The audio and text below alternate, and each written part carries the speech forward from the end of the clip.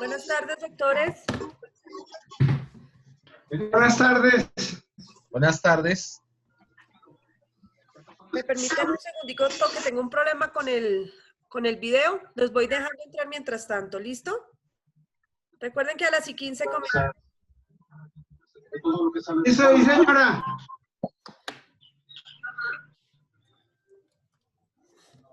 Ahí está. Buenos días.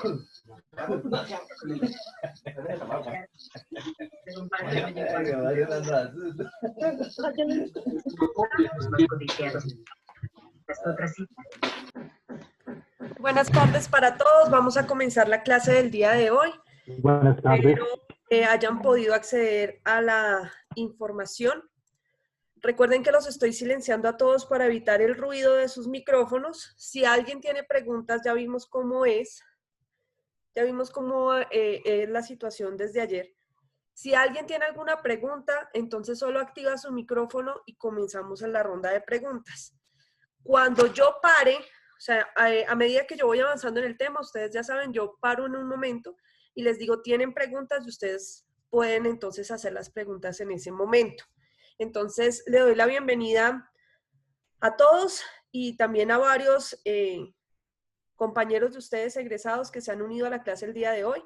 Ya son abogados, veo a varios por ahí, veo a Gabrielita, veo a Oscar, veo a varios que ya están graduados, pero pues están interesados en la clase y pues volvieron a tomarla con ustedes, ya que podemos tener esta oportunidad.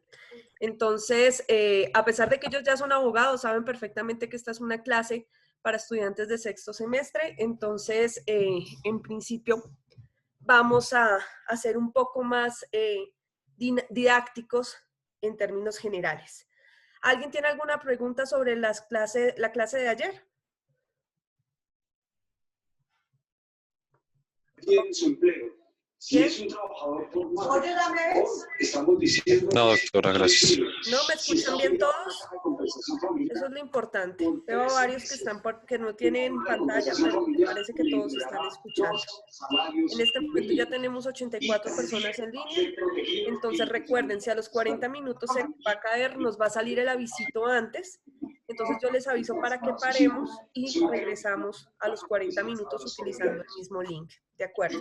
Entonces, hay todavía personas ingresando. Hay 85 en total en este momento conectados a la clase. Entonces, tal y como hablamos el día de ayer, perdón, tomo evidencia de la clase. Tal y como hablamos el día de ayer, empezamos a hacer un recorrido, a pesar de que la clase es de penal especial, desde penal general, porque es importante tener bases claras de esa primera materia antes de comenzar con penal especial. Y como ustedes lo han visto con diferentes docentes, y no sé realmente qué alcanzaron a ver con cada uno de ellos, dada la modalidad de la universidad, primero, y segundo, que tal vez hayan personas de otras universidades que vieron otras cosas diferentes, entonces prefiero como empezar desde ceros. Entonces estamos haciendo una clase flash de Derecho Penal General, partiendo de la base que ustedes ya tienen conocimientos básicos y profundizando en los temas específicos que necesitamos para la materia. El día de ayer estuvimos viendo lo que implica o lo que es una conducta punible, los elementos de la conducta punible, tipicidad, antijuridicidad formal y material, la culpabilidad, también hablamos de la tentativa, inacabada y desistida en sus dos modalidades, y hablamos también del camino criminal. Después nos adentramos en el conocimiento o el estudio del dolo, vimos el dolo eventual y el dolo directo, y también estábamos hablando de la culpa. En eso quedamos el día de ayer. Entonces vamos a retomar la clase desde donde quedamos justamente. Vamos a compartir la pantalla en este momento. Ustedes van a poder entonces tener acceso como tal a esa información. Permítanme un segundo mientras comparto la pantalla.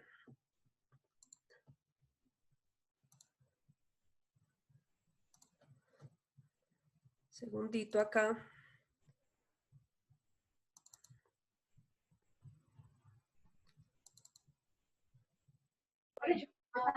paranoicos con eso, que eso no tenía que hacer. Listo. Un segundo que está como lenta la conexión. Ahí está. Ok. Entonces, ya habíamos visto hasta la parte de la culpa, entonces voy a adelantar todo esto y vamos a quedarnos acá. Estábamos hablando entonces de la culpa y estábamos viendo lo que era el deber objetivo de cuidado y cuándo se vulnera. Entonces dijimos en principio que el deber objetivo de cuidado se vulnera de varias maneras. En principio por imprudencia, después por negligencia, quizás por impericia o por infracción de normas. Esas son las 4 maneras en que se puede faltar al deber objetivo de cuidado.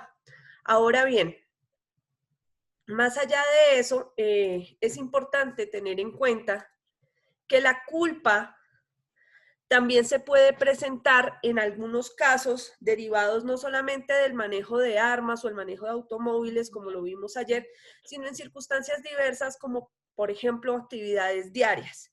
Es decir, si una persona que está en lex artis, que es la forma tradicional en la que se habla de los médicos o de las personas que están encargadas de la salud, por un olvido involuntario, una negligencia de su parte, no pone un medicamento o le pone un medicamento equivocado a una persona, podremos hablar entonces de un dispositivo como es la culpa. ¿Por qué? Por negligencia. Recuerden entonces, por ejemplo, el caso de hace algunos meses, el triste caso de los 2 niños que resultaron muertos como consecuencia de un mal despacho de una fórmula en una droguería, en donde vimos entonces cómo el haber entregado mal en ese momento el medicamento, que obviamente no era con una intención de matar, produjo la muerte de 2 menores de edad. Entonces estamos hablando claramente de un dispositivo que en principio sería la culpa. Ya miraríamos en el caso en concreto si podemos hablar de un dolo eventual como estábamos estudiando ayer. Entonces hay que tener en cuenta que no necesariamente los casos de culpa se dan solamente en vehículos automotores o en el manejo de armas de fuego, sino que pueden darse en diferentes circunstancias. Incluso se puede llegar a hablar de culpa en casos como el del puente Chirajara, en donde cayó como consecuencia de un mal diseño, al parecer, y que ese mal diseño ocasionó la muerte de 3 o 4, no sé, 6 obreros tal vez. No podemos decir que se actuó con dolo, sino se actuaría en ese caso con culpa, sea por negligencia o por imprudencia o por impericia o por no haber tenido en cuenta las normas de diseño, etcétera, etcétera. ¿Listo? ¿Hasta ahí alguna pregunta? ¿Alguien que active su micrófono si tiene preguntas? Sí, señora. Recuerden Buenas que todos tardes, están doctora Rodrigo silenciados. Jiménez. ¿Nadie? Ok, Rodrigo Jiménez. avancemos entonces. Vamos ahora a ocuparnos de la Hola. preterintención. La preterintención es una modalidad intermedia. ¿Por qué? Porque se dice que tiene un poco de dolo y un poco de culpa. ¿Qué tiene que ver esto? ¿O por qué se realiza esto? Vamos a devolvernos entonces al llamado camino criminal que tenemos acá. Porque en la preterintención se recorre parte del camino criminal. Es decir, la persona tiene una intención de realizar una conducta punible y comienza desde la ideación, luego va hacia los actos preparatorios y luego hacia los actos ejecutivos. Pero algo ocurre entre los actos preparatorios y los actos ejecutivos y resulta que el resultado que él obtiene, el fin que obtiene, no es el que estaba esperando, sino que excede ese fin. ¿Cuándo se ve este caso? ¿Cuándo se da la preterintención? Supongamos que una persona quiere lesionar a otra. Las lesiones son una conducta punible, es decir, que su fin es claramente ilegal, es un fin ilícito. Entonces, ¿qué es lo que ocurre? Esta persona le da un puño a la otra para lesionarlo y la persona se va de para atrás y se golpea en la cabeza y se muere. Entonces, ¿qué pasa? Yo tenía mi fin o mi resultado era lesionar, pero excedí el resultado.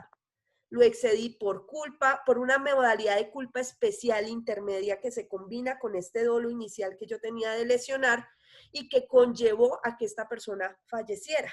Entonces, la conducta no es netamente culposa ni netamente dolosa, sino que es preterintencional. Entonces, la preterintención se da precisamente cuando se excede el querer del sujeto activo de la conducta.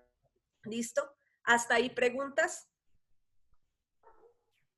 ¿Nadie? Doctora. Te escucho, suave, pero te escucho. Dime, ¿cuál es tu pregunta? Doctora, ¿Dónde estás? Darwin, ¿Tu nombre es? Darwin Cruz. ¿Quién tiene preguntas? Alguien Darwin estaba Cruz. hablando. Sí. ¿Me escuchan? Sí, doctora. ¿Me escucha, Darwin Cruz? No los escucho. Sí, sí, doctora, con Héctor Mario. Estamos escuchando. Se escuchan muy lejanos. Voy a subirle el volumen al computador a ver qué es lo que pasa, porque no logro escucharlos.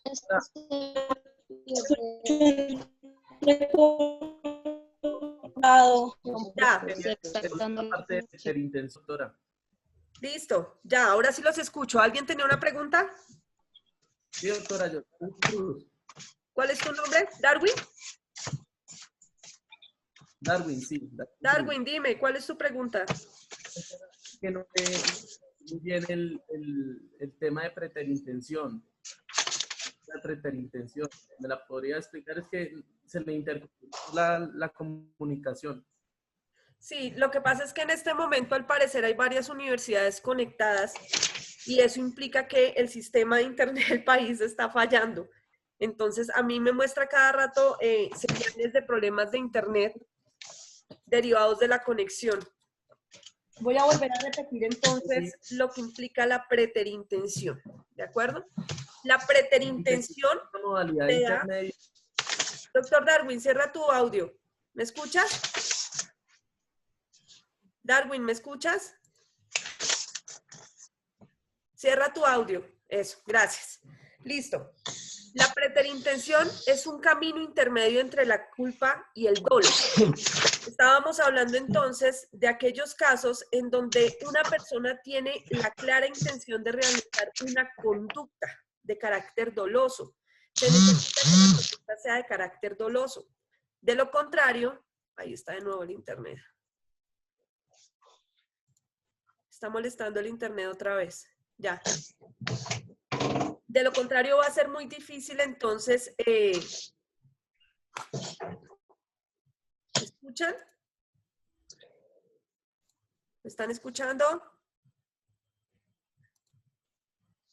Doctores. Señora, a veces se le corta, pero se le escucha. Sí, señor, se le escucha. Sí, señora, sí se escucha. Yo le estoy escuchando también. Estamos hablando de la preterintención. Sí, doctora. Listo. Entonces, para hablar de la preterintención tenemos que regresarnos al camino criminal. Voy a silenciar los audios. Silencien los suyos, por favor, porque es que hasta que me vuelvo a la pantalla de silenciar audios. Listo. ¿Qué es lo que ocurre? En el camino criminal que tenemos acá, una persona comienza la ideación de la conducta dirigida a un fin o resultado. Por ejemplo, mi fin es lesionar. Entonces yo ideo cómo lesionar y comienzo los actos preparatorios para lesionar, actos ejecutivos para lesionar. Pero en medio de eso algo pasa. Y el resultado que yo obtengo no es el que yo tenía planeado, sino es un resultado superior. Es decir, que incurro en una norma superior, excede mi querer. Yo quería lesionar y maté. Eso es la preterintención. Cuando se excede el querer del sujeto activo de la conducta. Aquí lo estábamos viendo. Dice claramente que la conducta es preterintencional, según el artículo 24 del Código Penal, cuando su resultado, siendo previsible, excede la intención del agente. Entonces, hay un caso específico que alguna vez conocí, en donde una persona, un señor, silencien sus audios, por favor. Eddie, silencia tu audio. Ya. En donde una persona sabe que su esposa lo está engañando. Va y la sigue y hasta que la encuentra en un motel con su amigo. ¿Listo? Con su amigo del alma. Al amigo de la persona que está siendo engañada. Este señor los espera fuera del motel y cuando los ve salir, ve que se suben en un jeep.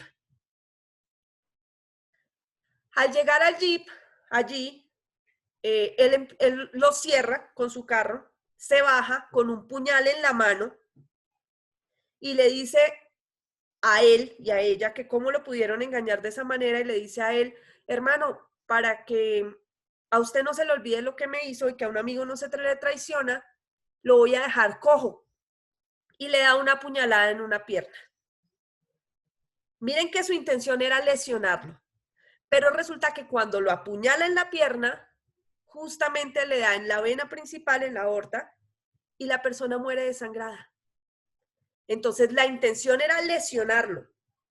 Mira cómo recorrió el camino criminal. Desde la idea original de estoy aquí sentado esperándolos y con esta no me voy a quedar, me voy a vengar porque me están engañando. Actos preparatorios, estoy esperándolos afuera, tengo un puñal en la mano. Cuando salgan lo voy a lesionar. Acto ejecutivo, entonces, hermanito, usted me traicionó con mi esposa, lo voy a dejar cojo para que no se le olvide. Le da la puñalada, acto ejecutivo, pero resulta que el resultado es diferente. Excedió el resultado, lo terminó matando. Esa es una forma de preterintención. Ese es un caso clarísimo de preterintención. Ojo, es vital tener en cuenta que no todo lo que uno haga puede terminar en preterintención, sino que se necesita que yo comience el camino criminal teniendo en mi cabeza un delito, la comisión de un delito. Si realizo uno superior, habrá preterintención. Pero si yo camino si yo voy por la vida sin ninguna idea criminal y produzco un resultado dañoso, no estaremos hablando de preterintención. Estaremos hablando quizás de culpa, pero no de preterintención. ¿Me entendieron ahora sí? Sí, ¿Preguntas? yo tengo una pregunta. Sí, señora, sí, quedó claro. Sí, Dime, yo Edna. tengo una. Bueno, estamos hablando que la preterintención es cuando yo tengo la intención de hacer un daño, pero me excedo en ese daño. ¿Sí? Listo. La pregunta es, si yo por impericia, voy a hablar de culpa, por impericia me paso un semáforo en rojo, y al pasarme el semáforo en rojo, maté a 6 personas.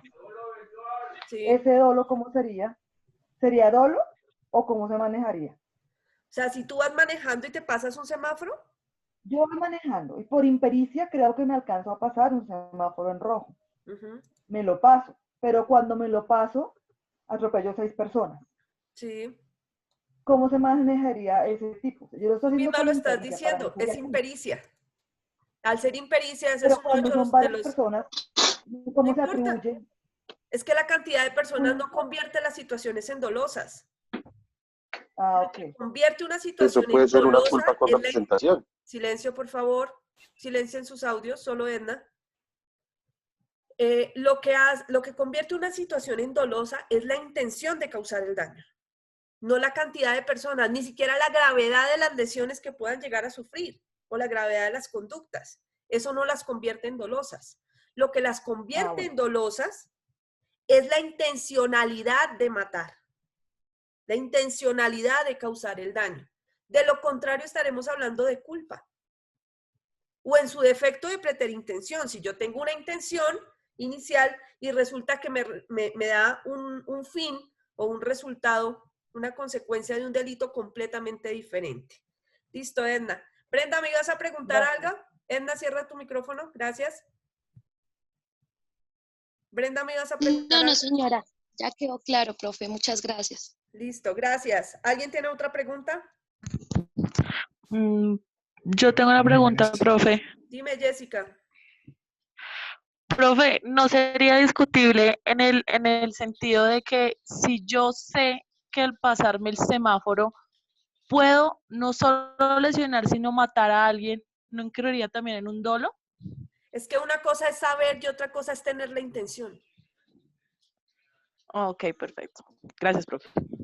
Recuerda que aquí estamos hablando tanto como en culpa como en preterintención. Mira el delito de culpa, la modalidad de culpa. Un momento acá. En la modalidad de culpa, el artículo 23 nos está hablando en una parte de la previsión. Mira, dice, el agente debió haberlo previsto por ser previsible o habiéndolo previsto confió en poder evitarlo. Ahora miremos la preterintención. En la preterintención también nos hablan de previsión. Mira, sus resultados siendo previsible. Entonces, en los dos yo puedo prever que voy a cometer la conducta o que puedo cometerla.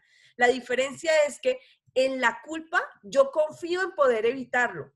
En la preterintención yo pienso en un delito diferente, en una consecuencia diferente y se da la que no esperaba. ¿Listo? Entonces, es importante tener en cuenta que una cosa es suponer o creer que puede llegar a pasar y otra cosa es tener la intención de crear. ¿Listo? ¿Alguna otra pregunta? Nadie. Ok, avanzamos entonces. Por favor, nos repite nuevamente lo que dijo de la culpa y de la preterintención, Pedro Julio Pérez. Gracias, doctor Pedro Julio. ¿Qué parte exacta? Esa partecita cuando dijo que la culpa era lo que se puede prever y la preterintención es lo ¿qué es la preterintención? No, en las dos se puede prever. Sí. Solo que en la culpa yo confío en poder evitarla. Oh, ok. Y en la preterintención, a pesar de que yo lo preveo, yo considero que como mi camino criminal no va hacia ese delito, sino hacia el otro, pues eso no va a pasar. Ok, listo, doctora, gracias. Gracias, Pedro. Ok, avancemos. Entonces, recuerden que estábamos hablando de los elementos de la conducta punible. Por esa razón hablamos primero de la conducta que debe ser típica y definimos la tipicidad, luego de la antijuridicidad formal y material y luego de la culpabilidad. Para hablar de la culpabilidad nos adentramos en el llamado juicio de reproche y en las formas de realización de la conducta punible. Es decir, que la conducta punible en Colombia se puede realizar con dolo, con culpa o con preterintención. Por esa razón es que estábamos hablando de esto. Con eso hemos terminado los elementos de la conducta punible. Ahora, entonces, vamos a adentrarnos en estudiar quiénes son los que realizan las conductas punibles, que son los a los que me he venido refiriendo. Se va a cortar. Juan David, ¿qué pasó? Dime. No se va a cortar, los minutos son limitados. Sí, a mí no me ha Salió un dicho aviso nada. diciendo que continúa.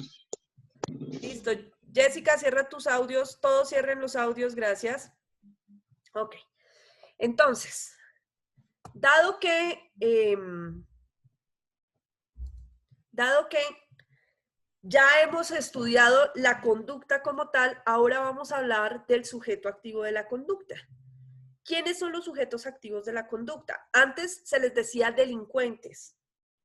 A raíz de una visión humanística del derecho, se considera que el término delincuente es demasiado fuerte.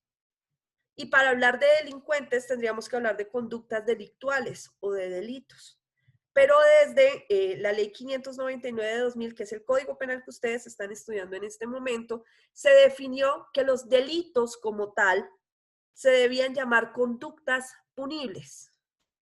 Es como para bajarle un poco ese señalamiento fuerte, ese etiquetamiento general de delincuentes a las personas que cometen conductas de carácter punible, pues porque ya vimos que no todos son como nosotros pensábamos, que es que la gente se preordena o preordena su comportamiento para realizar conductas punibles, sino que puede realizarlas con culpa, es decir, como diría el chavo, sin querer queriendo.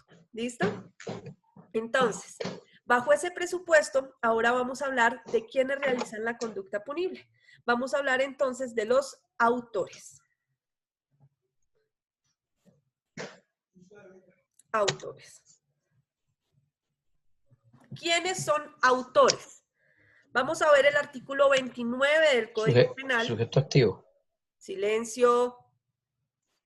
Por favor, silencien sus audios porque es que si tengo que estar volviendo todo el tiempo a la página principal, dejo de compartirles el video. Listo. Entonces, el artículo 29 del Código Penal señala quiénes son los autores y nos dice, está abriendo la norma, artículo 29, es autor quien realiza la conducta punible por sí mismo o utilizando a otro como instrumento. Esos en principio son los llamados autores, los que realizan la conducta por sí mismos. ¿Quiénes realizan entonces la conducta por sí mismos? Es la persona que materialmente realiza el tipo penal. Es decir, el que apuñala, el que roba, el que dispara, el que vende el estupefaciente, el que viola. Ellos son los que realizan la conducta por sí mismos, los que materialmente están en disposición de realizar la conducta ellos. Ellos despliegan la acción u omisión, porque los delitos pueden ser por acción o por omisión. Entonces, en principio, es autor el que realiza la conducta por sí mismo. Pero no es la única modalidad de autoría que nosotros encontramos. Resulta que también es posible utilizar a otro como instrumento. ¿Cómo se utiliza a otro como instrumento? Ustedes tal vez han escuchado hablar del autor intelectual, del autor material. Este que utiliza a otro como instrumento es el jefe, por decirlo así. Es el que lo manda, es el que mueve los hilos. Por eso es que aquí vemos una especie de hilos, en donde podemos decir claramente que esa persona es la que en últimas tiene la verdadera idea criminal. Él es el que tiene el plan desde el comienzo, solo que para el acto ejecutivo utiliza otro. Es el típico caso del sicario contratado. Al sicario al que le pagan para que mate a una persona. El que tuvo la idea no fue el sicario, es el que le pagó. El que tuvo el acto preparatorio no fue el sicario, al menos no todo, fue el que le pagó. Solo una parte de los actos preparatorios y solo una parte, o solo la totalidad del acto ejecutivo le corresponde al sicario.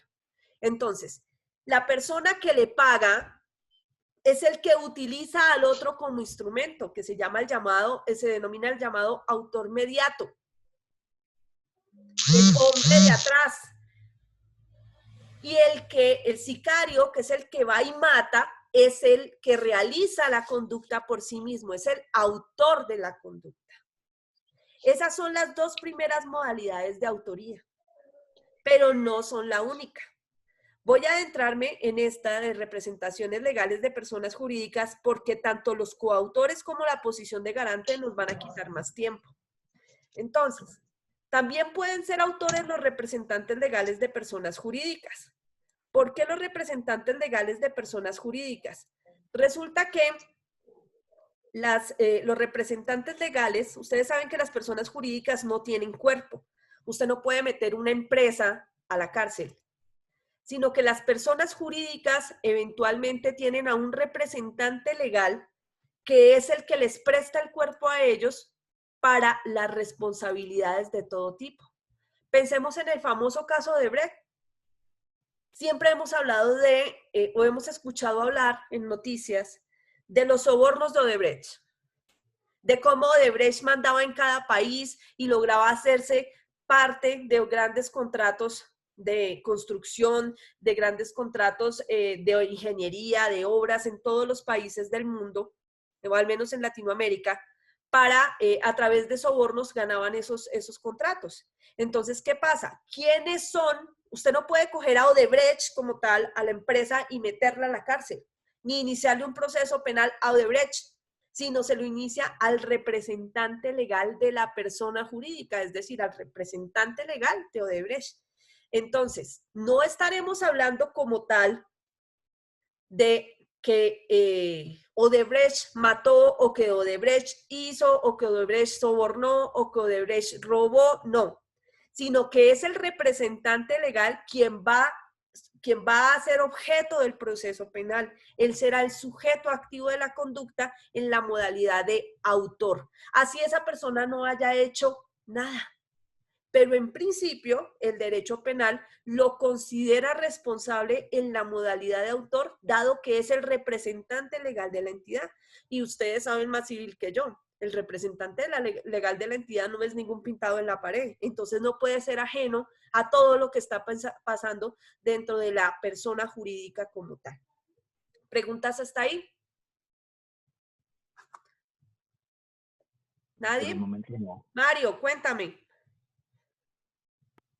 No, doctora, por el momento no tengo ninguna pregunta. Entonces no abran los audios si no tienen preguntas, ¿de acuerdo? Listo. Profe, tengo una pregunta. ¿Quién tiene una pregunta? Yo, doctor Alejandro Jaimes. Hola, doctor Jaimes, cuéntame, ¿cuál es tu pregunta? Un favor, Doc, ¿estos autores de la conducta punible entrarían dentro del dispositivo amplificadores del tipo? Sí, señor. Son parte de los dispositivos amplificadores del tipo que vamos a ver confiando en Dios mañana.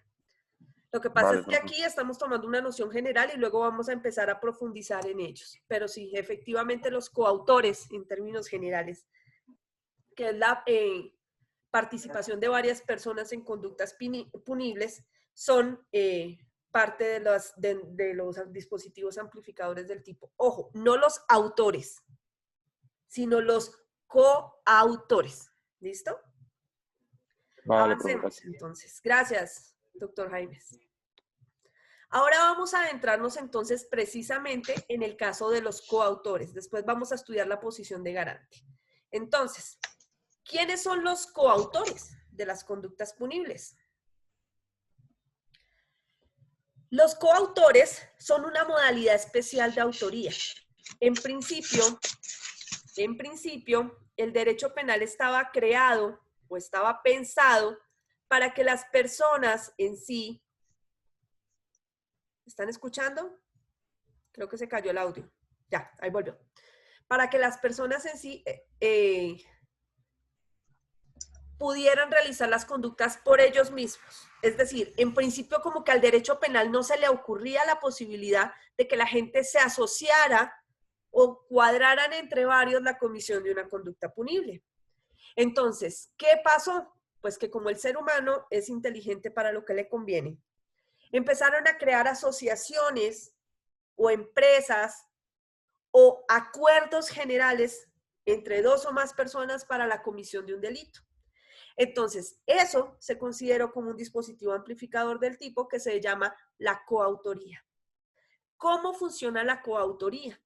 La coautoría necesita de 3 elementos básicos que son los que ustedes están viendo en la pantalla.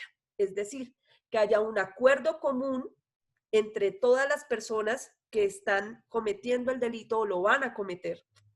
Una división de trabajo, o sea, usted va a hacer esta parte, usted va a hacer esta otra parte, usted va a hacer esta otra parte. Y una importancia del aporte, es decir, es lo que se denomina la llamada teoría del dominio del hecho. Vamos a empezar entonces paso a paso con cada uno de esos elementos. ¿Cómo funciona el acuerdo común? El acuerdo común, en principio, se da cuando usted se pone su voluntad para ser parte de una conducta punible. Ese es el primer acuerdo. Pero hay casos excepcionales en donde incluso podemos hablar de un acuerdo tácito, es decir, no de un acuerdo expreso, en donde usted y yo decimos, bueno, camine, vamos a robar un banco. Entonces yo me voy con Juan David, me voy con Jessica, con Robinson y con Jonathan y con Eddie y entre todos vamos a robar un banco. Les propongo el negocio de robar el banco y todos dicen, listo, robemos el banco. Ese acuerdo será expreso, ¿de acuerdo? Pero hay modalidades especiales en donde el acuerdo entre los coautores no es expreso sino tácito. Hablemos de las llamadas grandes estructuras de poder o estructuras organizadas de poder. Se dan los casos del paramilitarismo, de las guerrillas, en donde los miembros son tantos que es imposible que el guerrillero raso, que el paramilitar raso, el que acabó de entrar, vaya y se ponga de acuerdo con los cabecillas y diga, ay, sí, yo quiero hacer parte de la organización criminal. Sería imposible. Entonces, si él no tendría el acuerdo con ellos, podríamos decir, ah, no, entonces él no es coautor de nada de lo que haga la organización. No, ahí el acuerdo es tácito. Cuando yo deseo voluntariamente hacer parte de la organización criminal, automáticamente estoy dando mi consentimiento y dando mi voluntad para la realización de las conductas que realice esa organización criminal. Entonces, el acuerdo de voluntades puede darse de manera tácita o de manera expresa. Ahora, ¿cómo funciona la división de trabajo? Volvamos al caso en donde yo les estoy proponiendo a ustedes que robemos un banco. ¿Listo? ¿Qué es lo que ocurre allí? Oh, qué pena. Doctor Jaimes, cuéntame. Es que se le entrecortó ahorita un momento y pues no escuché el ejemplo de pues, de los guerrilleros de esos rasos. Sí, sí, en el tema de Tácito estuvo un poco Listo. interrumpida Gracias, la doctor comunicación. Jaimes. Gracias, doctor El Rosario. acuerdo tácito, profe. Perfecto. Ya les explico entonces de nuevo el acuerdo tácito. ¿Cómo funciona el acuerdo de voluntades tácito?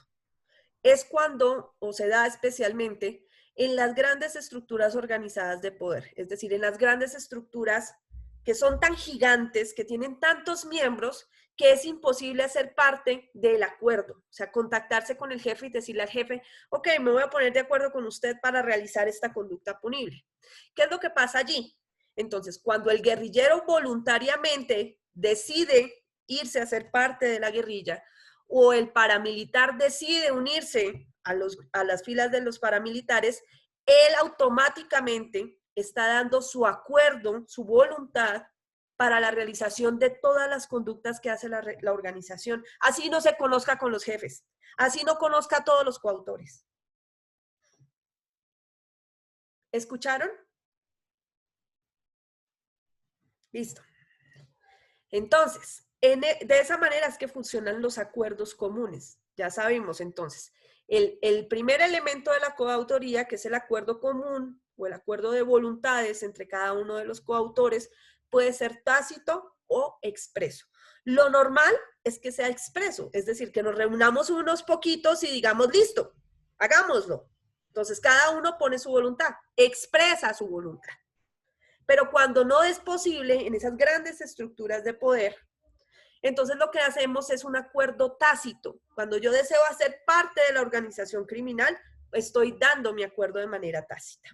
Ahora, ¿cómo funciona la división de trabajo? Supongamos que yo con 5 niñas de su salón voy a formar una banda que se llame Las Mamacitas. Las Mamacitas somos expertas en robar bancos.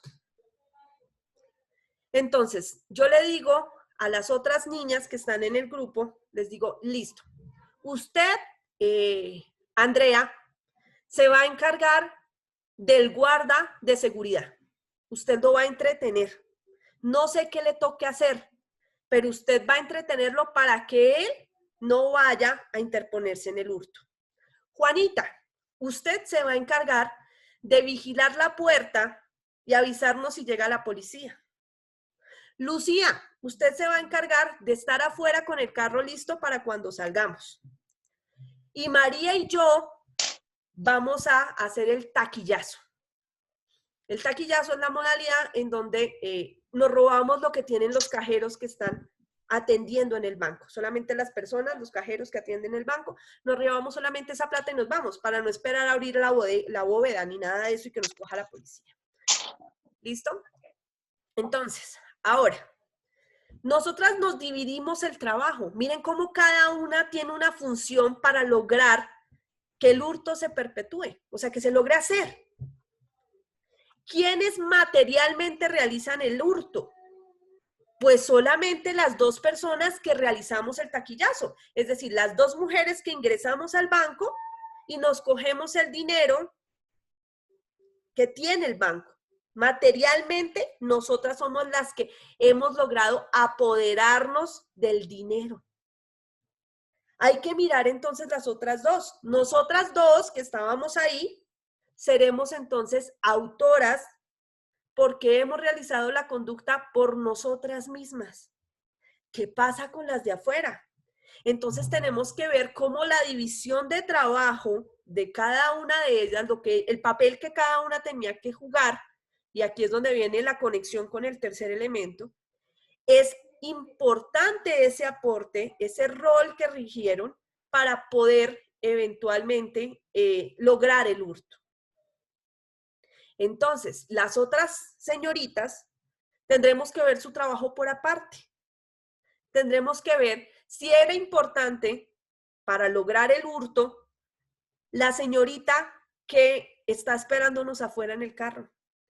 Si es importante la que está parada en la puerta, mal llamada campanera, avisándonos si llega la policía. La que se encargó del vigilante. Cada una de ellas es vital para la realización del hurto, pues es tan vital que sin ellas yo no puedo robarme el banco. Porque si yo pudiera hacerlo sola, lo habría hecho sola. Entonces, ellas, las otras, a pesar de que no realizaron materialmente la conducta por sí mismas de apoderarse del dinero, la importancia de su aporte por la división del trabajo las convierte en coautoras. ¿Entendido? ¿Alguna pregunta? ¿Nadie? Ok. ¿Preguntas? Sí, doctora, Eddie tiene una pregunta. Dime, Eddie. A ver, pues mirando el ejemplo y para efectos de pronto de, supongamos que las capturaron y toda esa situación, ¿cuál llevarían la misma penalidad a las coautoras que los autores del hecho? Exactamente la misma pena. Mira, Eddie, de hecho, vamos a devolvernos acá un poquito. Aquí en el artículo 29, vamos a ver cómo funcionan las penas entre autores y coautores. Espera un segundo que está abriendo. Ya. Dice, es autor quien realiza la conducta punible por sí mismo o utilizando a otro como instrumento. Ahí no tenemos problema. Son coautores los que mediante un acuerdo común actúan con división de trabajo criminal atendiendo la importancia del aporte. También es autor quien actúa como miembro de una organización o representación autorizado de una persona jurídica, de un ente, El autor, mira al final, el autor en sus diversas modalidades incurrirá en la pena prevista para la conducta punible. Es decir, que tú puedes ser el autor, el que realiza por sí mismo la conducta, el coautor, el autor mediato, el representante legal, y todos tienen la misma pena. Todos tienen exactamente la misma pena. Desde que sean autores, incurrirán en la pena plena del delito. Ya después entonces vamos a verificar cómo es que se individualizan las penas, que es una clase un poquito más complicada. A mí por ahí cuando fue como antier. Jessica, ¿tienes alguna pregunta? Y me la voló porque me dijo, yo sé que... Ok, avancemos entonces. Doctora, una pregunta, Pedro Julio Pérez. Dime, doctor Pedro Julio. Lo que pasa es que, o sea, cuando se va a colocar la pena, entonces no se estaría mirando en ningún momento la división de trabajo ni la importancia del aporte como tal cuando se va a colocar la pena para uno de los autores o coautores. Sí. ¿Por qué crees que no se hay una tendría en cuenta? individualización en un Silencio, momento por dado. favor. Gracias, estoy preguntando a la doctora. Gracias. Silencio. A ver, doctor, mira, precisamente es tan importante que si no se miran las tres, si no concurren los tres elementos, la división del trabajo, el acuerdo de voluntades y la importancia del aporte, no podremos decir que son coautores. Se necesita que estén las tres presentes. Entonces, ojo, la pena es al final cuando yo ya voy a sancionar. Hasta ahora yo estoy mirando qué fue lo que hizo cada uno. Nada más. Es decir, cuál es su grado de eventual responsabilidad. Ya después de que yo ya haya analizado tipicidad, antijuricidad, culpabilidad, si fue con dolo, si fue con culpa, si fue con preterintención, cuando yo ya haya analizado todo eso, vendrá a imponer la pena. Antes no. La pena es la sanción cuando yo ya establecí al responsable. Entonces, es necesario que yo haga todo este análisis antes. Y si no, no puedo imponer la pena. ¿De acuerdo? Pero siempre y cuando esté en la modalidad de autoría, ya sea con autor mediante la modalidad específica de haberlo realizado por sí mismo, que es el llamado autor material, autor mediato, que es el que mueve los hilos, el que manda al otro, o eventualmente el representante legal o el coautor, todos ellos tendrán la misma pena. ¿Listo? Gracias, Pedro Julio. Ok. Gracias. ¿Alguna otra pregunta? Una pregunta. Orlando, dime. Tengo una. No sé si podemos repasar el tema de coautoría propia e impropia. Sí, señor. Que no Vamos tengo claras despacito. esas diferencias. Vamos para allá. ¿Listo, Orlando? Ya vamos para allá. Ustedes son unos chicos muy pilos, están que mejor dicho. Gracias. Entonces, vamos a cerrar aquí. Un momentico. Espérate.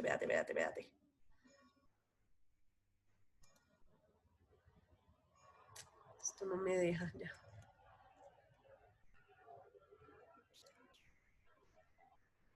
No me deja volver a la presentación, espera.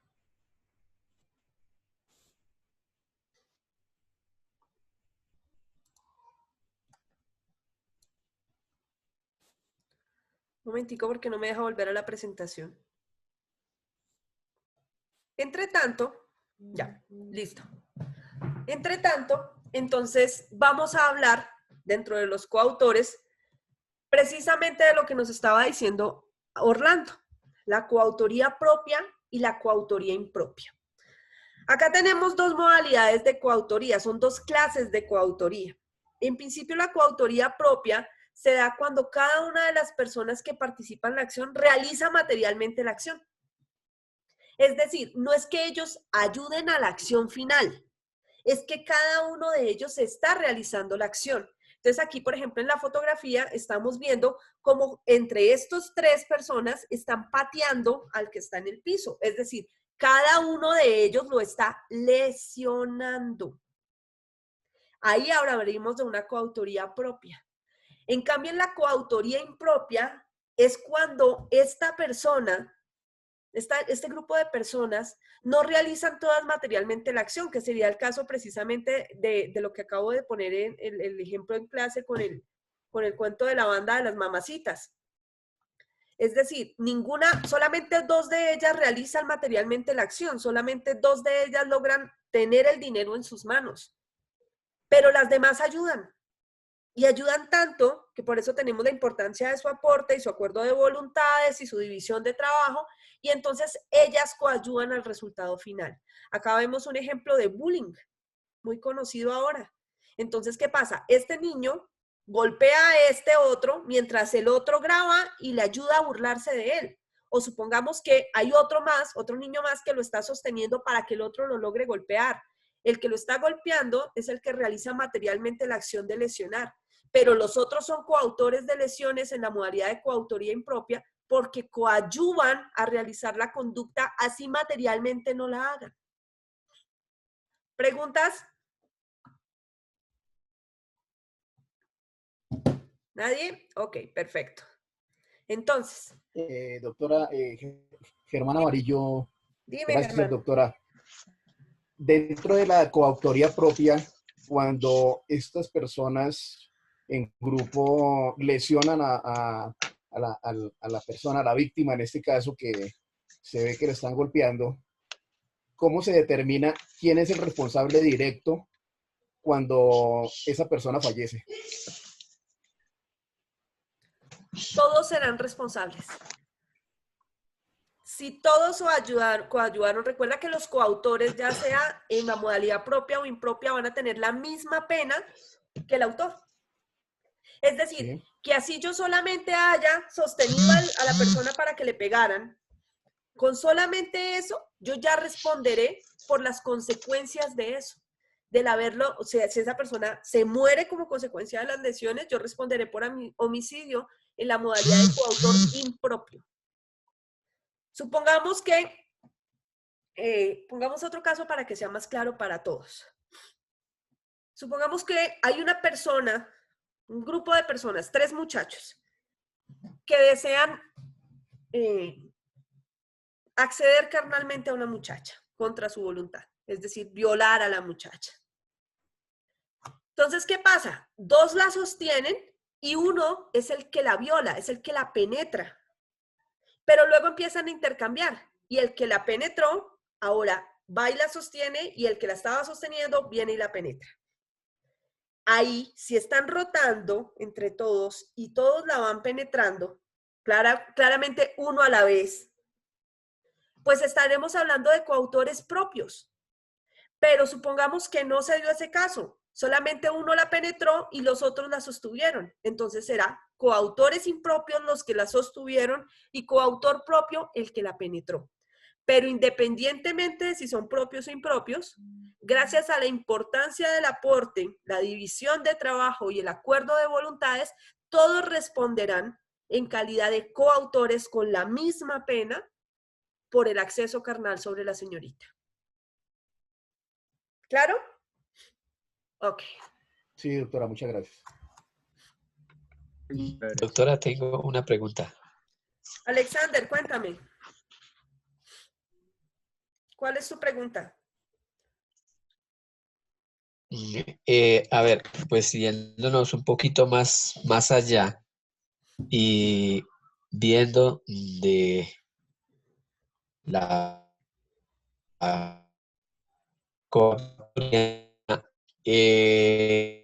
ya en un proceso penal, ¿en qué momento se le imputa a los coautores todas estas conductas y todas, es decir, sí, conductas punibles, ¿no?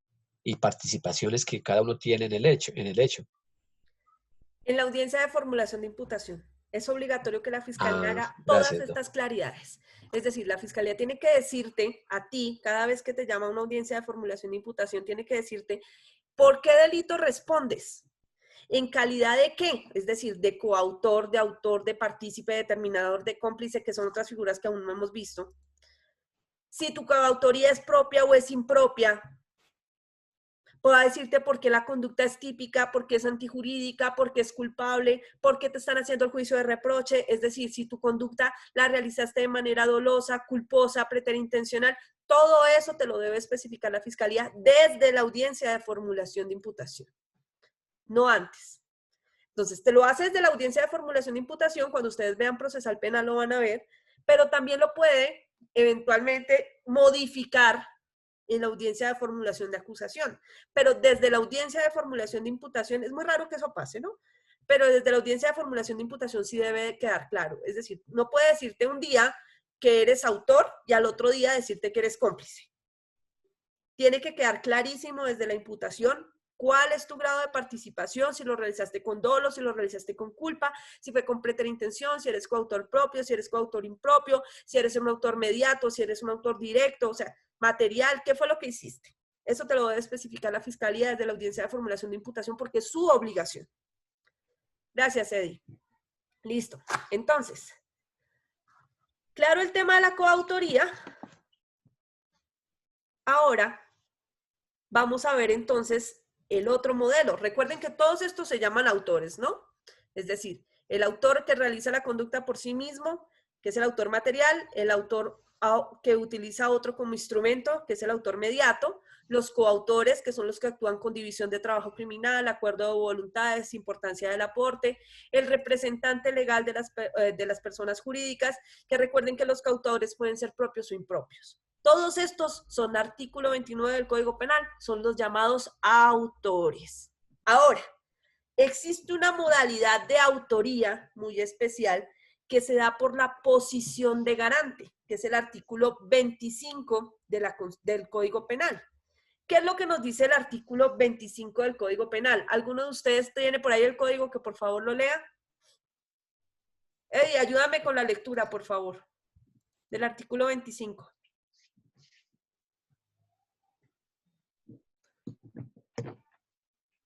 Doctora doctora, Amarillo, ayúdeme usted. Liz, artículo 25, acción y omisión. La conducta punible puede ser realizada por acción o por omisión. Quien tuviere el deber jurídico de impedir un resultado perteneciente a una descripción típica y no lo llevaría a cabo, estando en posibilidad de hacerlo, quedará sujeto a la pena contemplada en la respectiva norma penal. A tal efecto, se requiere que la gente tenga a su cargo la protección en concreto del bien jurídico protegido, o que se haya encomendado como garante la vigilancia de una determinada fuente de riesgo conforme a la Constitución o a la ley. Son constitutivas las Paremos posiciones ahí. de garantía Paremos ahí, las Germán. siguientes situaciones. Vamos a parar ahí un momentico, Germán. ¿Qué es la posición de garante? Hemos acabado de escuchar que la posición de garante se puede dar porque hay delitos que se realizan por acción y otros por omisión. Es decir, son los llamados delitos de comisión por omisión. Los delitos de acción son los comunes, pero hay varios de esos delitos que permiten eventualmente la responsabilidad derivada de la omisión. Pensemos en el caso de la mamá que sabe que su esposo está violando a su hija y nunca lo denuncia. Ella responderá como autora, es decir, como si ella materialmente la hubiera violado a su propia hija, porque ella tenía la posición de garante. Ella tenía el deber de denunciar y no lo hizo. Pensemos en otra cosa. No hablemos de un delito tan terrible. Supongamos la mamá que no alimenta a su hijo y lo deja morir de hambre. A un bebé que no se puede alimentar solo.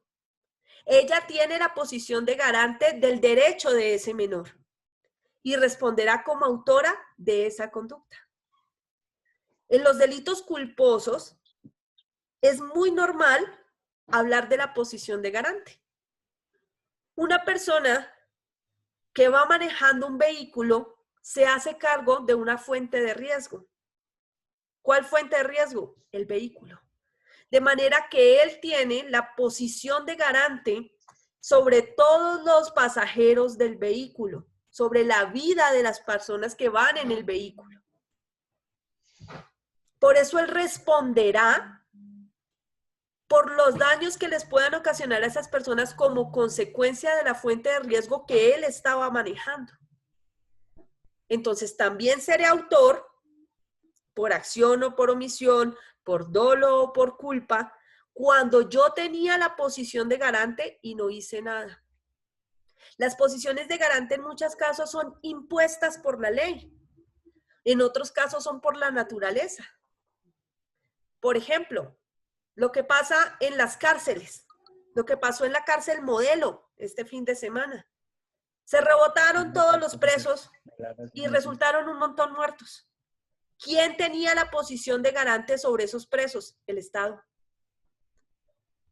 Entonces, ¿le vamos a iniciar proceso penal a Duque? No. Será en principio al director del IMPEC o eventualmente al director de la Cárcel Nacional Modelo como consecuencia de la muerte de esas personas. Ah, pero es que él no las mató. Sí, pero él tenía la posición de garante. Responderá por homicidio culposo, tal vez por negligencia. Hay muchas formas de adquirir fuentes de riesgo. Pensemos en otra situación. El puente Chirajara, como les dije hace un rato. Se asumió una fuente de riesgo. Al asumir la fuente de riesgo, son responsables por posición de garante de los obreros, de lo que les llegue a pasar. En alguna oportunidad se habló de posición de garante en el caso de Armero, donde las autoridades no hicieron nada para hacer que las personas evacuaran Armero. Imagínense con cuántos homicidios culposos podría llegar a responder un presidente si hilamos tan delgado. Hablemos de una avalancha producida porque se rompió un dique de una presa. Todas esas son posiciones de garante. Hablemos de una cosa más sencilla. El taxista que ve que recoge a un pasajero que está herido y ve que se le va a morir entre el taxi y lo baja y se le muere. Él adquirió la posición de garante. Ojo, si no lo recoge no hay problema. Pero si lo recoge, debe responder en posición de garante porque él voluntariamente decidió recogerlo. Ahora, si lo abandona y se muere como consecuencia de eso, estará realizando un delito por omisión, por no haberlo ayudado, por no haberlo llevado al centro médico. En eso es que consisten las posiciones de garante. Entonces, doctor Amarillo, por favor, vuelva a leer entonces ahora la parte segunda, en donde nos dan algunos de los ejemplos de la posición de garante. Listo, doctora. Entonces, ¿son ejemplos de posición de garante? Sí, son constituidas de posiciones de garantía, de garantía las siguientes situaciones. Primero, cuando se asuma voluntariamente la protección real de una persona o de una fuente de riesgo dentro del propio ámbito de dominio. Segundo, cuando exista una estrecha comunidad de vida entre personas. Tercero, cuando se emprenda la realización de una actividad riesgosa por varias personas. Cuarto, cuando se haya creado precedentemente una situación antijurídica de riesgo próximo para el bien jurídico correspondiente. Dice, parágrafo, los numerales 1, 2, 3 y 4 solo se tendrán en cuenta en relación con las conductas punibles delictuales que atenten contra la vida e integridad personal, la libertad individual y la libertad y formación sexuales. Gracias, doctora. Profe, una pregunta. Señor, Javier Acero, cuéntame. La señora madre que llevó el medicamento para purgar a los niños, purgante, y pues se lo dio a los niños en la noticia ya conocida por todos, por la ella también tenía la posición de garantía ahí.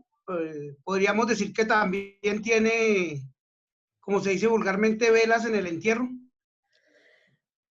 Pues hay que ver la situación específica, ¿no? En principio, pues uno podría decir, pero ¿cómo no leyó? ¿Pero cómo no miró? En estricto derecho penal, sí tiene responsabilidad.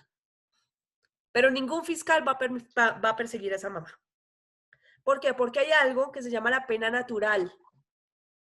Y es que es peor para ella saber que sus hijos murieron por su propia mano, cuando ella quería curarlos, que venir ahora fuera de eso, de que se le murieron los 2 niños, a someterla a un proceso penal.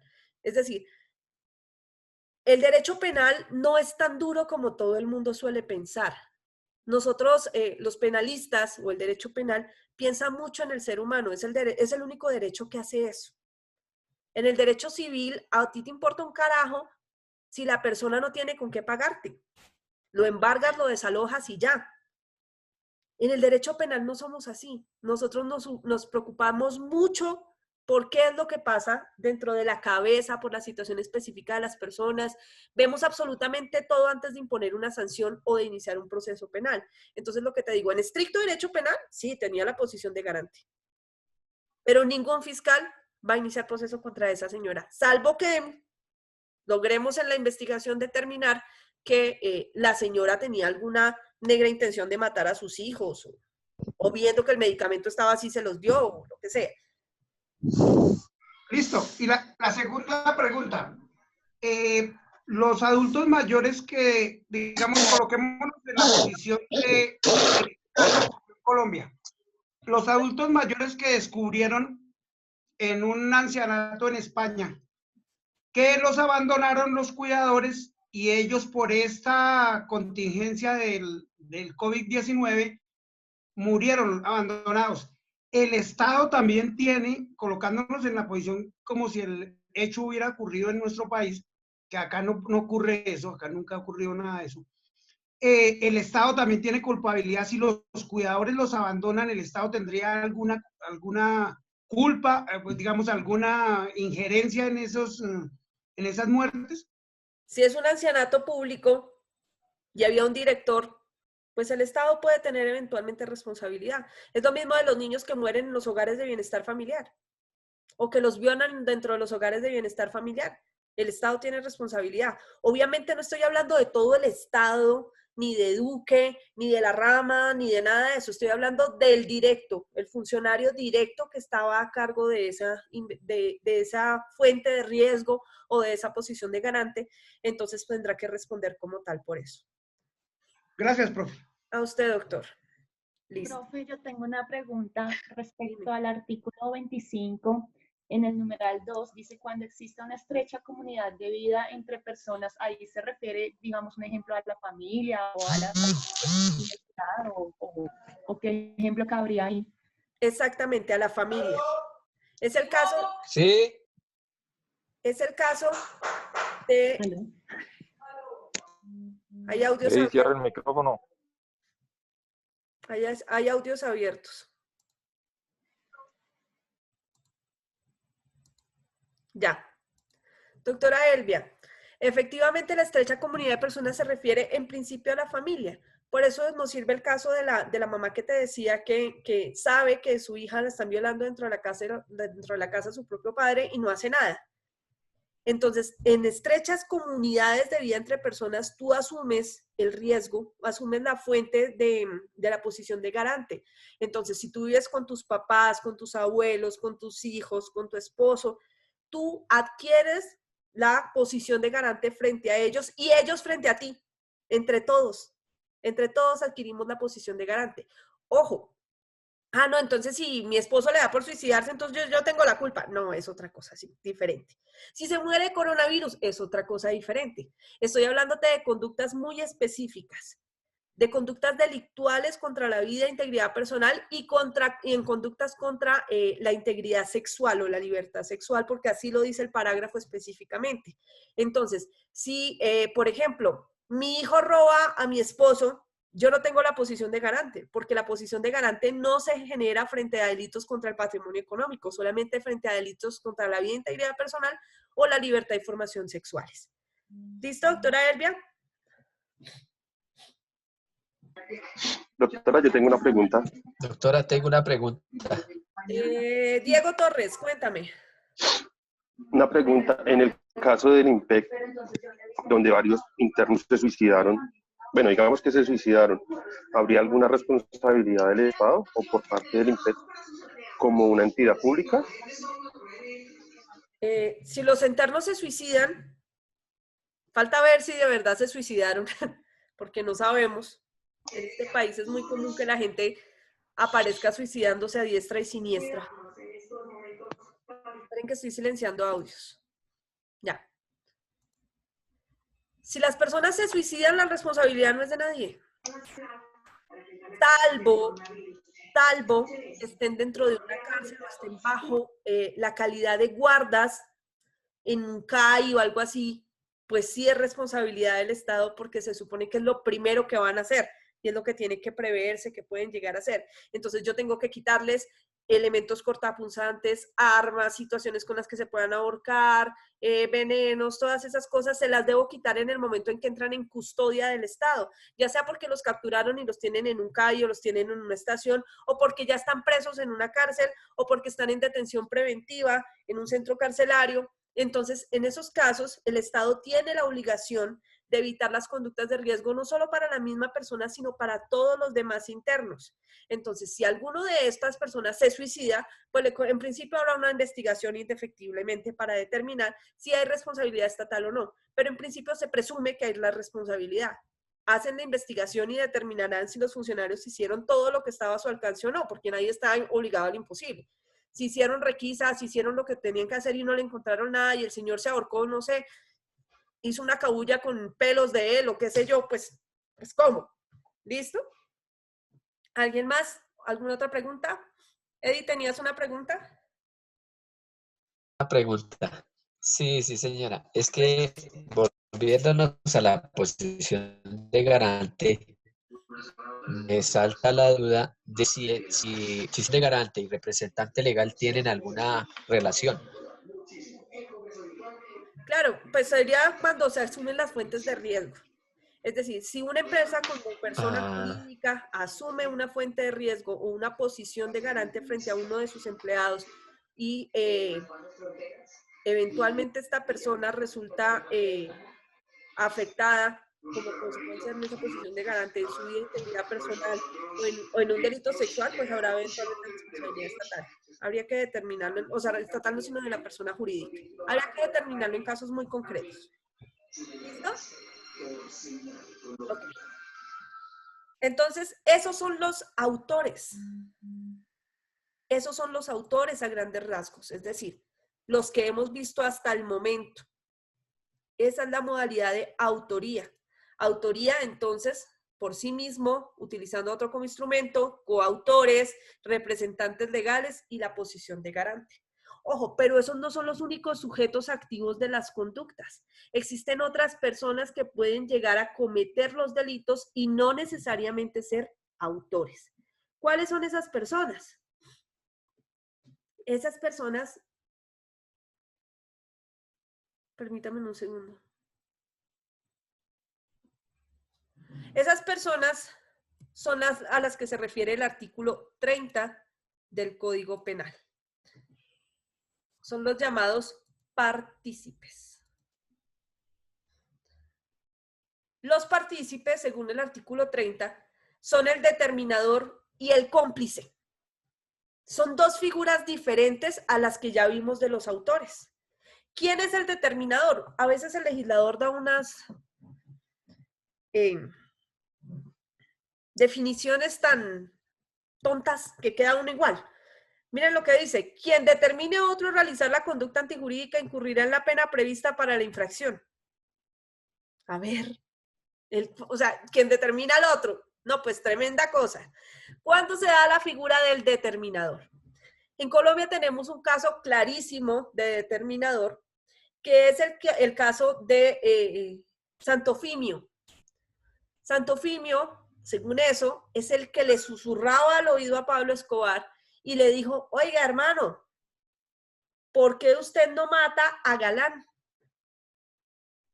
Ese tipo se nos está volviendo una piedra en el zapato. Matemos a Galán. Pablo, no te hagas el bobo. Tú no te puedes dejar engañar y hacer perder poder porque este tipo se te está metiendo en tus terrenos. Le da la idea criminal. El determinador es el que le da la idea criminal al autor mediato. Entonces, Santofimio le dice a Pablo que si él es tan bobo, pues, como para dejarse engañar, y que por qué no matan a Galán, que él debería. A Pablo le queda sonando la idea y manda a su matón estrella, Popeye, quien efectivamente realiza la conducta, al parecer. Entonces, veamos ahí las tres figuras. Tenemos el determinador, que es Santofimio, que es el que le mete la idea criminal al autor mediato, el autor mediato, que es Pablo Escobar, y el autor material, que en este caso sería Popeye. Ahí los vemos a los tres trabajando. ¿Qué es lo que pasa con el partícipe? El partícipe tiene el determinador tiene la misma pena de los autores. Él es tan responsable como ellos. Le dan exactamente la misma pena. ¿Hasta ahí me han entendido? Ok, avancemos. Ahora, ¿quién es el cómplice? El cómplice también está definido en el artículo 30 y dice: quien contribuya a la realización de la conducta antijurídica o preste una ayuda posterior por concierto previo o concomitante a la misma, incurrirá en la pena prevista para la correspondiente infracción disminuida de 1/6 parte a la mitad. Ojo, el cómplice no tiene la misma pena, a él le dan más suave. Este cómplice tiene una situación especial y es que usted puede llegar a confundir al cómplice con un coautor. ¿Por qué? Porque es que el cómplice también da una ayuda. Es decir, él tiene una parte del trabajo. Y también hay un acuerdo común. ¿Por qué? Porque mira que aquí le dice concierto previo o concomitante a la acción de la conducta punible. Pero ¿qué es lo que pasa? Que el aporte del cómplice, no es vital para la realización de la conducta.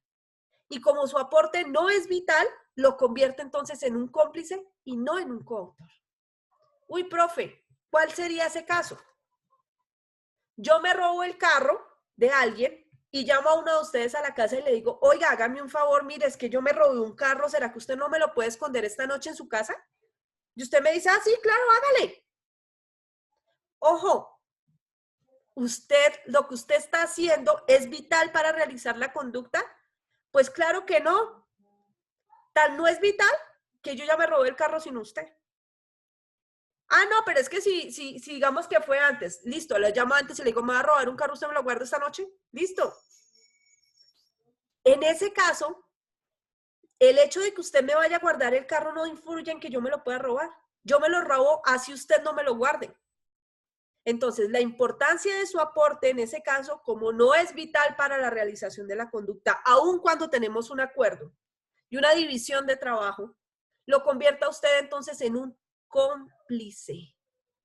Y a usted le dan la pena un poquito más baja. ¿Cuánto? Una sexta parte más baja de lo que nos van a dar a todos los autores. ¿Listo? Ahora, el interviniente. Es decir, tenemos en los partícipes, tenemos 3 modalidades. Nos dicen en principio que son el determinador y el cómplice, pero también nos dijeron que existe un tercero que se llama el interviniente. Está en el inciso final del artículo 30. Y dice, el interviniente es quien no tiene las calidades especiales exigidas en el tipo penal y concurre en su realización. Se le rebajará la pena en una cuarta parte. Para hablar del interviniente, tenemos que hablar de algo que no sé si ustedes conocen y nos vamos a adelantar un poquito a la clase de mañana, en el sentido de que los sujetos activos, independientemente de si son autores o no lo son, en principio pueden ser sujetos activos calificados o sujetos activos simples. Simples es cuando cualquier persona puede realizar la conducta, por ejemplo el homicidio, cualquiera puede ir a matar a otro. Por eso el tipo penal dice, el que matare a otro, o sea, cualquiera.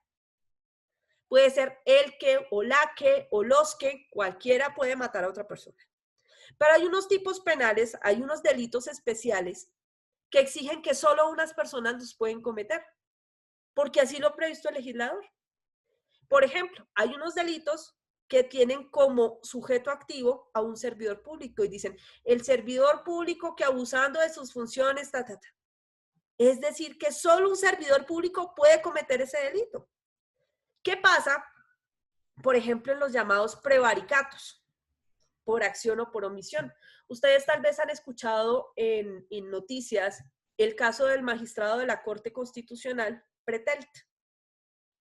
A él se le acusa, supuestamente, por haber recibido un dinero para realizar una conducta, para sacar un fallo de una tutela. Eso es lo que dicen que supuestamente hizo. Entonces, a él le están endilgando el delito de prevaricato por acción, que tiene un sujeto activo calificado. Dice, el servidor público que en ejercicio de sus funciones emita un acto contrario a la ley, no sé qué, dice más. Es él el sujeto activo de la conducta. Supongamos que quien le paga no es un servidor público. El que lo sobornó no es un servidor público. Pues no podremos decir que es un coautor, porque para ser coautor, para ser determinador o para ser cómplice de una conducta, se necesita tener las mismas calidades del sujeto activo. Entonces, si el tipo penal me dice que tengo que ser servidor público y yo no lo soy, ah, no, entonces yo no soy coautor. Ay, pero es que usted le pagó, usted fue el que le dio la plata, usted fue el que le dijo que hicieran el delito. Entonces usted es coautor, no porque tiene que ser servidor público. Entonces usted es cómplice, no porque tiene que ser servidor público. En esos casos se utiliza esta figura, que es el interviniente. Y entonces a este interviniente, que fue el que se ideó toda la vaina, pues, y el que sobornó eventualmente al magistrado, le van a dar una rebaja de una sexta parte. Diferente a la de los autores, por la calidad especial, y es que él no es servidor público. ¿Listo? ¿Me entendieron entonces ahora los partícipes? ¿Alguna pregunta? Eddie, cuéntame. Sí, doctora, tengo una pregunta. Dime. Gracias. Es que mirando, analizando los partícipes del determinador, veo yo que el autor mediato o intelectual, cómo se pueden desligar, es decir, para decir usted es determinador o usted es autor mediato, porque veo que es como muy, el concepto es como casi igual entre el autor mediato y el determinador. Claro, porque es que recuerda que hay una situación específica mediante la cual yo logro diferenciar al determinador respecto del autor mediato. Y es que si bien es cierto, los dos se valen de otro para realizar las conductas, el determinador solamente siembra la idea criminal. Siembra la idea criminal. No ordena. Pero no hace parte del plan. Mientras que, supongamos el señor que contrata al sicario, él se hace parte del plan. Él hace parte del camino criminal. Este determinador lo que hace es que él germina la semilla, él pone la semillita. Él le mete la idea a Pablo. Pero él no le dice, Pablo, ey, mátalo, matémoslo entre todos. No, él no le está diciendo eso. O manda a Popeye y mándalo a matar. No, solamente le dice, Pablo, ese tipo se te está volviendo un problema. ¿Por qué no lo quitas del camino? Pues si tú quieres, ¿no? Porque es que tampoco es que se pueda hacer algo que decían los defensores de Santofimio es, ¿y ustedes creen que Pablo Escobar recibía órdenes de alguien? ¿Ustedes creen que Pablo Escobar le iba a hacer caso a Santofimio solo porque Santofimio le decía? Ojo, es que no es una orden, es un consejo. Es un consejo. Es lo mismo del amigo que te dice, oiga hermano, su mujer jode mucho, ¿por qué no la mata? Debería quitarse esa vieja de encima. Y se va con su moza y la pasa bien. Él solo le dio el consejo. Él no hace parte de nada, él no le ayuda a usted en nada. Él es un determinador de la conducta. Tendremos que mirar eventualmente la responsabilidad de esa persona. Pero la diferencia entre ellos dos es esa. Una cosa es sembrar la idea criminal y otra cosa es hacer parte del camino criminal. ¿Listo? Gracias, Eddie. ¿Alguna otra pregunta? Doctora, muchas gracias. Listo, gracias. Doctora, una pregunta. Cuéntame, Dani. Mira, doctora, lo que pasa es que en el caso, en el ejemplo anterior que de la rebaja de la sexta parte de la condena, ese sujeto puede obtener alguna rebaja adicional haciendo un preacuerdo con la fiscalía o de pronto en la audiencia de imputación haciendo una aceptación de cargos, o sea, adicional al descuento que está teniendo de la sexta parte. Claro, todos pueden tener rebaja. Una cosa es la rebaja por aceptación de cargos y otra cosa es la rebaja por responsabilidad.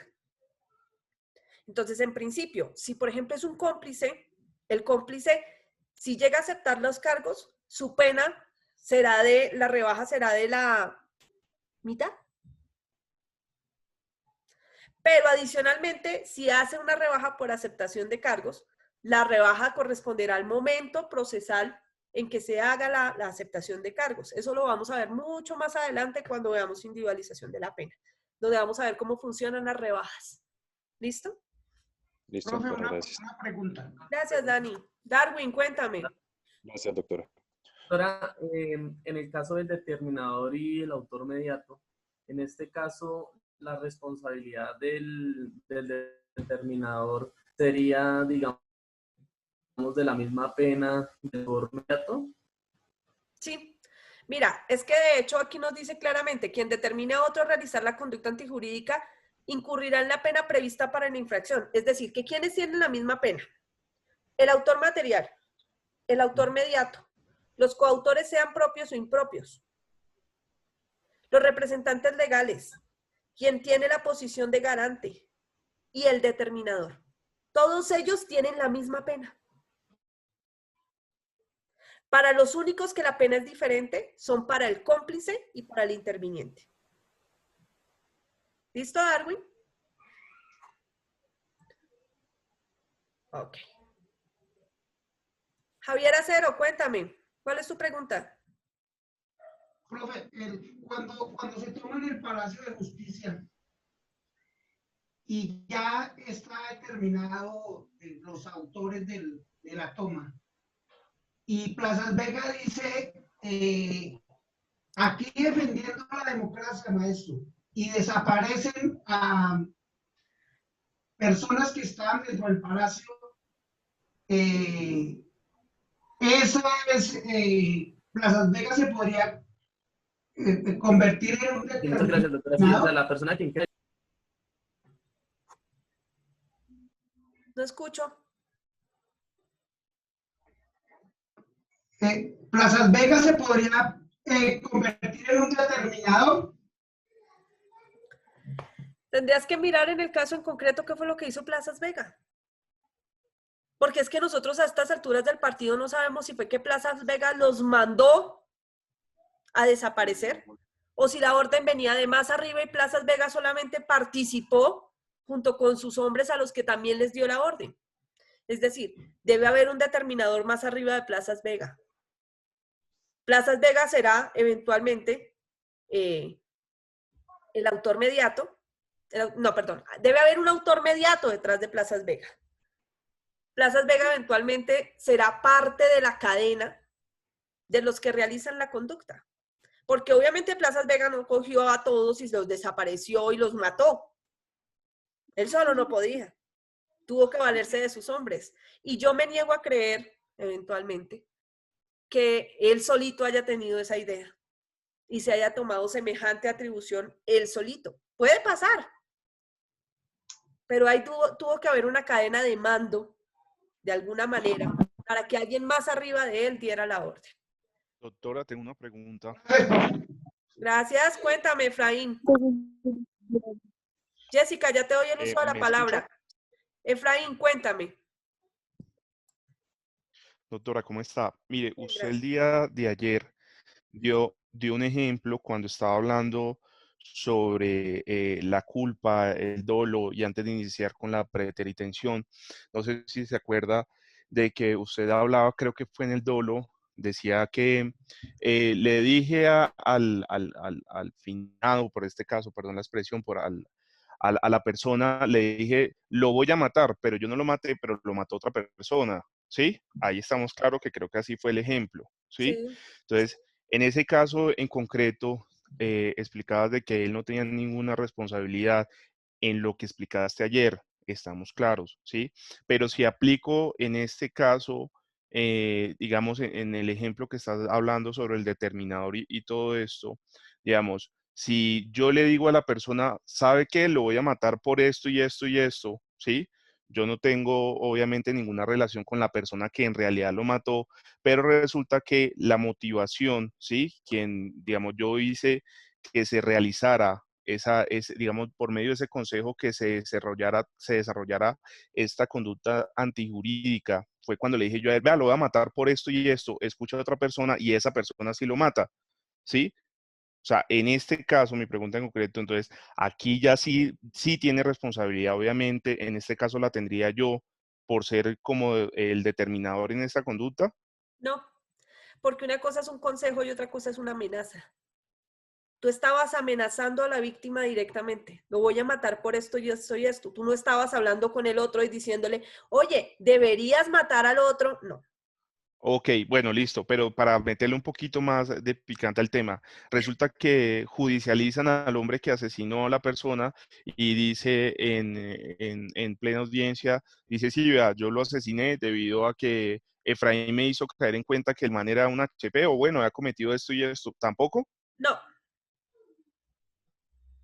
Tendrían que demostrar en el caso específico que Efraín, tú, fuiste el que lo aconsejó. Una cosa es eso y otra cosa es, por ejemplo, lo que estamos haciendo en este momento o la polarización que sufre el país. Entonces, los uribistas contra los de la izquierda. Uribistas contra petristas.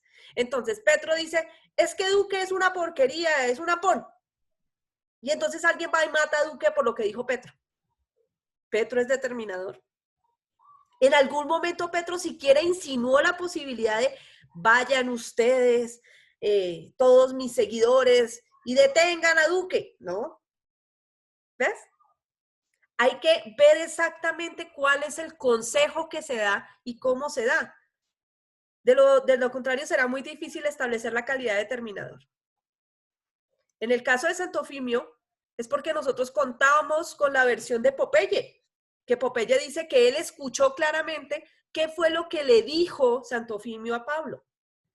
Y gracias a eso es que Santofimio resulta condenado, por el dicho de Popeye. De lo contrario, no habríamos podido establecer la responsabilidad de Santofimio en el caso específico. Por eso te digo, ni amenazas, ni que yo le diga a todo el mundo, es que usted es un HP, y el otro diga, si como es un HP lo voy a matar, entonces por esa razón me indican la calidad de determinador. No, se necesita el consejo específico, sembrar en el autor la idea, de manera concreta, susurrarle al oído prácticamente, decirle, oiga hermano, no se deje. ¿Ves? Es una cosa muy diferente. Que era lo que en su momento, cuando no estábamos en tiempos de coronavirus, sino en la época de que se nos iban a meter a los conjuntos y todo este cuento, que Petro estaba por redes sociales asusando a la gente que no se dejaran, ni que salieran, ni que se revolcaran, ni que se hicieran. Ahí sí, oye, o sea, ¿qué te pasa? Estás diciéndole a la gente que vayan y cometan actos vandálicos. Eras determinador de esas conductas. De lo contrario, no. ¿Listo? Gracias, Efraín. Vale, doctora, muchas gracias. Jessica, ¿tenías una pregunta? Gracias, doctora. Bueno. Jessica. No, profe, ya quedó claro, gracias. Listo. Perfecto. Entonces, los partícipes son el determinador, el cómplice y el interviniente. Estos tres no son coautores, son una modalidad diferente que se llaman partícipes. ¿Qué es lo que pasa? Que el determinador tiene la misma pena de los autores, mientras que el cómplice tiene una rebaja de la mitad y el interviniente una rebaja de la sexta parte. ¿Listo? Pero todos ellos pueden llegar a intervenir en un delito en un momento dado. Listo, doctores, vamos a dejarlo ahí porque son las 7:46 y ustedes necesitan parar. ¿Vale? Nos vemos mañana. Que estén muy bien. Chao.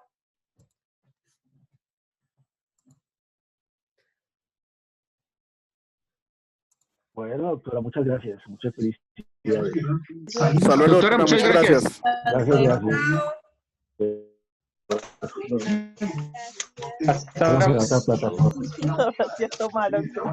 ¿El balístico dónde está?